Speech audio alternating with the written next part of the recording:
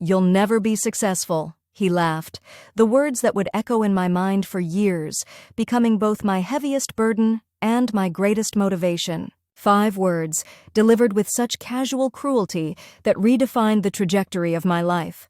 I can still see the smirk that twisted his features as he looked down at me, as if I were nothing more than an amusing insect he might eventually decide to crush beneath his Italian leather shoes. I remember that day with painful clarity. The conference room lights seemed too bright, highlighting every flaw in my presentation materials. The projector hummed with quiet judgment. I'd spent weeks preparing for this moment, my first major pitch to the executive team at Meridian Technologies. My hands trembled slightly as I distributed the proposal packets, the paper edges crisp against my fingertips. The weight of opportunity pressed against my chest.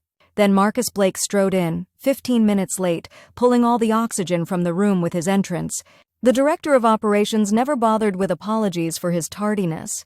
Time bent to his will, not the other way around. He settled into the chair directly across from me, his presence immediately dominating the room. I felt myself shrinking, my confidence evaporating under his critical gaze. I started my presentation with a voice that sounded foreign to my own ears, too high, too eager. I pushed through the first few slides, ignoring the beads of sweat forming at my hairline. The data was solid. The concept was innovative. I'd triple-checked everything. Then came the question about scalability, a reasonable concern, one I'd anticipated and prepared for. But before I could fully articulate my response, Marcus cut in. His interruption sliced through my carefully constructed arguments with surgical precision. He didn't just question my proposal, he dismantled my worth. That's when it happened. As I fumbled to recover, he leaned back in his chair, that smirk blooming across his face.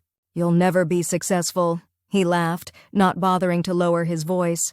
"This kind of amateur thinking is exactly why you'll stay right where you are." The room temperature seemed to drop 10 degrees. A few uncomfortable coughs punctuated the silence that followed. Someone shifted papers. I stood frozen, the bitter taste of humiliation flooding my mouth. My vision narrowed until all I could see was Marcus, lounging in his chair, utterly unconcerned with the damage he'd just inflicted. The meeting ended shortly after. I gathered my materials with numb fingers, avoiding eye contact with everyone. The walk back to my cubicle felt endless, each step requiring tremendous effort. My chest constricted painfully. The fluorescent lights buzzed overhead, the sound morphing into whispers that repeated his words. I made it through the rest of the day on autopilot, responding to emails, taking notes during the department check-in, nodding at appropriate intervals when my team leader discussed upcoming deadlines, all while something inside me cracked and splintered. That night, I sat in my car in the empty parking garage long after everyone else had gone home. The concrete walls amplified the sound of my breathing, too fast, too shallow. Rain pattered against the windshield, distorting the yellow glow of security lights. I pressed my forehead against the cool steering wheel and finally let the tears come. Hot and silent, they traced paths down my cheeks, dropping onto my wrinkled slacks. I wasn't crying because Marcus had been cruel. I was crying because in that moment I believed him. The days that followed blurred together in a haze of inadequacy. I moved through my routines like a ghost, present but not quite substantial. Food lost its flavor. Sleep became elusive. Each morning I'd stare at my reflection, dark circles under dull eyes, skin pale and lifeless, and wonder if this was what failure looked like from the inside. 2 weeks after the incident, I found myself in the third-floor break room, mechanically stirring sweetener into coffee I didn't want. The television mounted on the wall played the local news on mute, closed captions scrolling across the bottom of the screen. I wasn't really watching until a familiar face appeared. Marcus Blake, shaking hands with the CEO of our largest competitor. The caption explained he'd just been appointed as their new chief strategy officer. A promotion. A step up. The universe rewarding his behavior while I stood stirring coffee I wouldn't drink, wearing a shirt I'd accidentally put on inside out that morning. Something shifted inside me then. Not dramatically, not with fanfare. Just a quiet click, like a key turning in a long rusted lock. The numbness receded, replaced by something hotter and more substantial. Not quite anger, something more controlled, more focused. That night I didn't sit crying in my car. Instead, I drove straight home, changed into running clothes, and pounded the pavement for 6 miles, my lungs burning and legs screaming in protest. With each step, I felt more present in my body than I had in weeks. By the time I returned home, drenched in sweat and gasping for breath, a plan was forming. I spent the rest of the evening researching Marcus Blake. LinkedIn, news articles, alumni networks, industry forums, piecing together his career trajectory, his connections, his strategies. Understanding prey is the first rule of becoming a predator. His pattern became clear. Marcus joined companies on the rise, took credit for successes, shifted blame for failures, and leveraged his artificial track record to climb to the next opportunity. He wasn't exceptional, he was exceptionally manipulative, and his newest position at Vanguard Tech, our competitor, would follow the same playbook. I started a document titled Project Renaissance. Not revenge. I wasn't ready to admit that's what I wanted. Not yet. Renaissance felt nobler, suggesting rebirth rather than retribution. The first entry was simple. Today, I begin. The transformation wasn't immediate. Real change never is. I started with small steps, reading industry journals before bed instead of scrolling through social media, taking a night class in advanced business analytics, joining the company's mentorship program as a mentee at first, learning from those who'd successfully navigated corporate waters. I began speaking up in meetings again, my voice growing steadier each time. I volunteered for cross-departmental projects, expanding my network and visibility. Each small win rebuilt a fragment of my shattered confidence. Each connection added another tool to my arsenal. 6 months in, I applied for a team lead position. I didn't get it. The rejection stung but didn't devastate me as it once would have.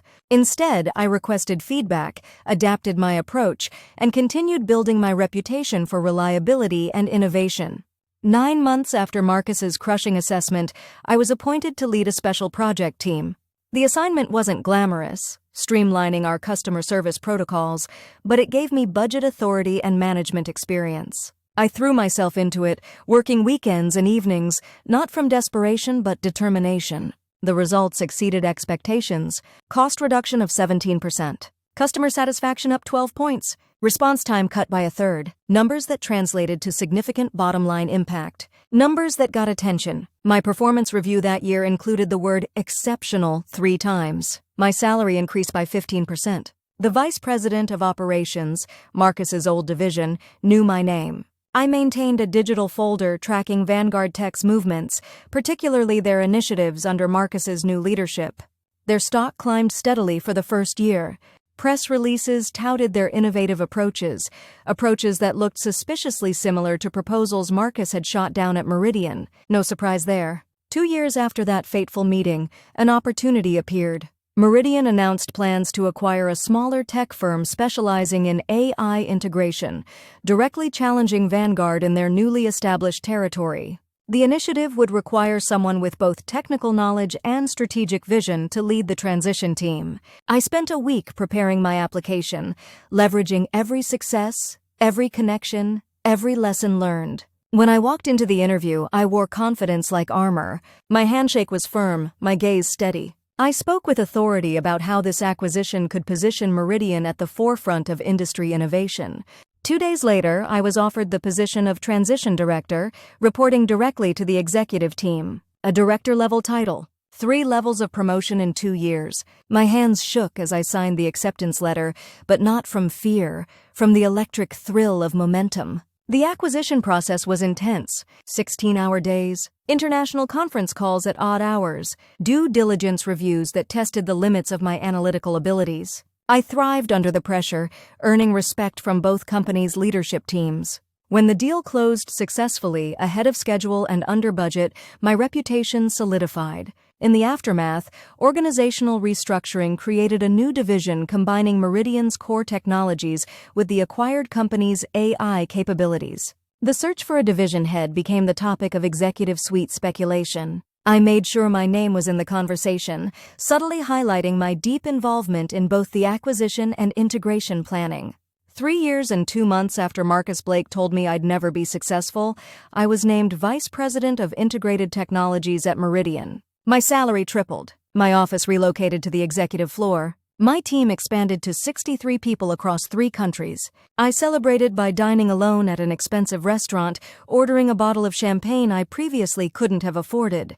Each bubble that rose to the surface represented a small victory, a step on the path. I didn't drink to excess, just enough to acknowledge the milestone without losing focus on what came next. Because there was a next. There had to be. The business press took notice of Meridian's aggressive growth strategy. Our stock outperformed market expectations for 3 consecutive quarters. Vanguard, meanwhile, began showing signs of strategic drift. Their product launches missed deadlines. Customer reviews trended downward. Rumors of internal discord surfaced in industry blogs.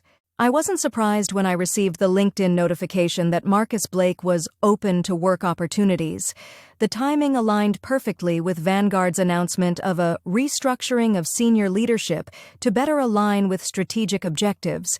Corporate speak for cleaning house after disappointing results. I let 3 weeks pass before instructing HR to reach out. Not directly. That would have been too obvious. Instead, a carefully worded inquiry about experienced candidates for a newly created senior director position reporting to my division. His resume arrived within days. On paper, he remained impressive.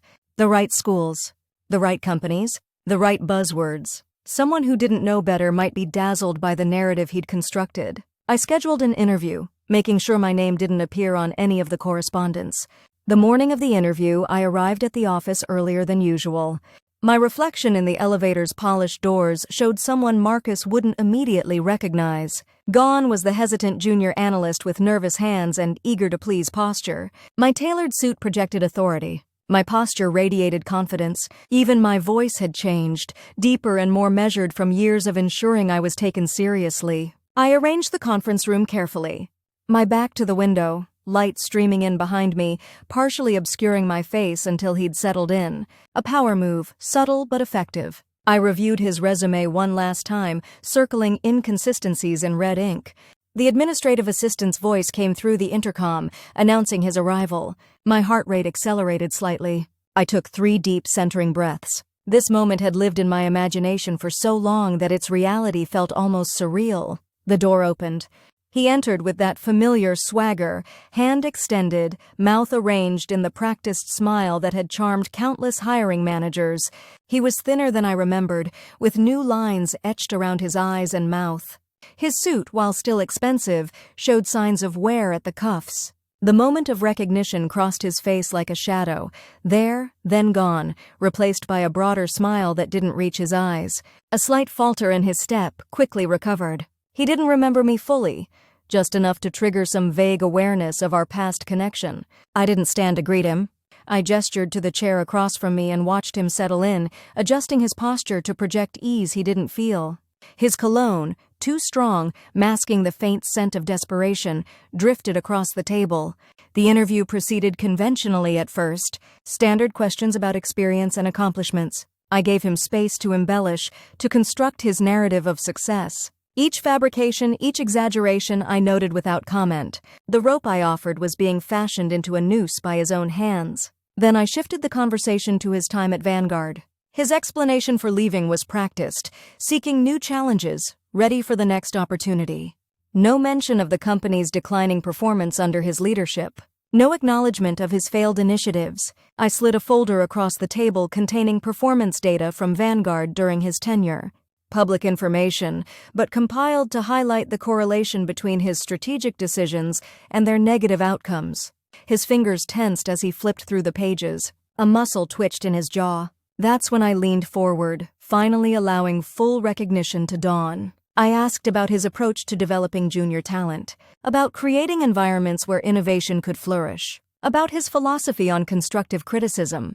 His responses grew more hesitant, his glances more wary. He knew something was wrong but couldn't quite identify the threat, like prey sensing a predator's presence without seeing its approach. Finally, I referenced the specific project he'd dismissed years ago, my project. Details only he and I would remember. The color drained from his face as the full context clicked into place. His Adam's apple bobbed as he swallowed hard. I didn't raise my voice. Didn't need to. Power isn't about volume, it's about control. I simply informed him that his candidacy wouldn't be moving forward, that his reputation in the industry had preceded him, that Meridian valued collaboration and integrity, qualities conspicuously absent from his professional history. He attempted recovery, voice taking on an ingratiating tone I'd never heard from him before, explaining that he'd grown as a leader, that past mistakes had taught valuable lessons. that he and I could work effectively together despite any previous misunderstandings. I let him talk until he ran out of words. Then I stood, indicating the interview was over. As he gathered his materials with unsteady hands, I delivered the final blow, not with cruelty, but with calm certainty. I informed him that I'd be reaching out to my counterparts at other companies in our network, sharing my assessment of his candidacy. That his pattern of taking credit for others' work while creating toxic team environments had been documented. That his career trajectory had peaked and would now follow the downward curve he deserved. His face contorted with a flash of the old arrogance, momentarily overcoming his desperation. He started to speak, something about professional ethics and slander, but I cut him off with a raised hand. I reminded him of that day 4 years ago, the exact words he'd spoken. The laugh that accompanied them. I described how those words had nearly broken me, how they'd become the foundation upon which I'd rebuilt myself. How I'd discovered that success wasn't what he thought it was, not just titles and salaries, but the respect earned through genuine achievement and ethical leadership. The realization hit him visibly, like a physical blow. He wasn't being rejected for a position. He was witnessing the culmination of a journey his own cruelty had initiated. In destroying what I had been, he'd created what I became. He left without another word, shoulders hunched, former swagger replaced by the stiff movements of a man holding himself together through sheer will. The door closed behind him with a soft click that somehow sounded like finality. I remained in the conference room alone, waiting for the rush of vindication, the sweet surge of revenge fulfilled. It didn't come. Instead, I felt something quieter. A gentle unwinding of tension that had been my companion for so long, I'd forgotten how it felt to exist without it. I gathered my notes and walked to the window, looking out at the city below. People moved along the sidewalks, each carrying their own private motivations, their own secret hurts and hopes. Somewhere among them, Marcus Blake was leaving the building, his future suddenly uncertain. Had I become like him in my pursuit of retribution? The question surfaced unbidden. I considered it honestly, examining my path to this moment. I'd achieved success through legitimate contribution, through building rather than destroying.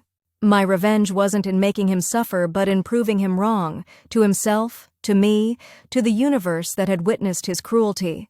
I returned to my office, settling behind my desk where project proposals awaited review. Tomorrow, I would approve funding for a promising concept from a junior analyst whose presentation had reminded me of myself from years ago, eager, nervous, full of potential. I would mentor rather than diminish, create rather than destroy. Success, I'd discovered, wasn't defined by who you defeated on your journey. It was defined by what you built, who you lifted, what you left behind that wouldn't have existed without your presence. The words still echoed occasionally, "You'll never be successful," but now they sounded different. Less like a curse, more like a failed prediction. A testament to how thoroughly wrong someone could be when they underestimated the power of determination born from humiliation. I opened my laptop and began writing an email to that junior analyst, inviting them to lead their proposed project with my full support. As my fingers moved across the keyboard, I felt something that had eluded me even in my moments of greatest achievement: